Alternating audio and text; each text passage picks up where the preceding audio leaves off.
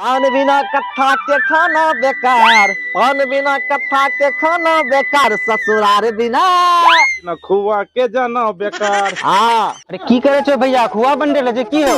नहीं नहीं, खुआ कहाँ बना ले, शुतुरमुर्ग के अंडा बना रहल छे। खुआ बना लो भैया, खुआ बना रहलो।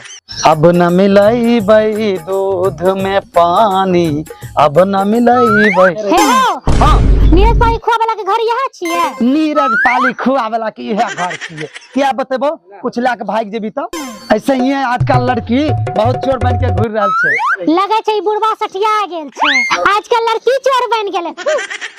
की होले पप्पा, द्वार पर कुत्ता आयल छे की हो? हमरा घर में मेहमान आयल छिए, खातिर खुआ ले लेल छिए।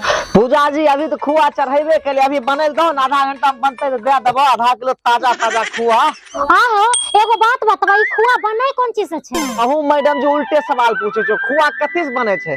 गाय के भैंस के ताजा ताजा दूध से ताजा ताजा खुआ बने छे, चीनी मार के, बुझलो? की कहला? गाय के दूध से खुआ बनै छे? रहल त हमरा नहीं चाहिए न खुआ। नहीं नहीं, अब की भए गेलो? अभी तुरंत बोलो आधा किलो खुआ देले, अभी अपने के छो रहल देले, की बात भेले है? हमरा लगले खुआ मैदा से बने हेते, ई तो दूध से बनै छे। हमरा घर में अपने ढेर का दूध छे, जैसे हम अपने से बनाए लेबे।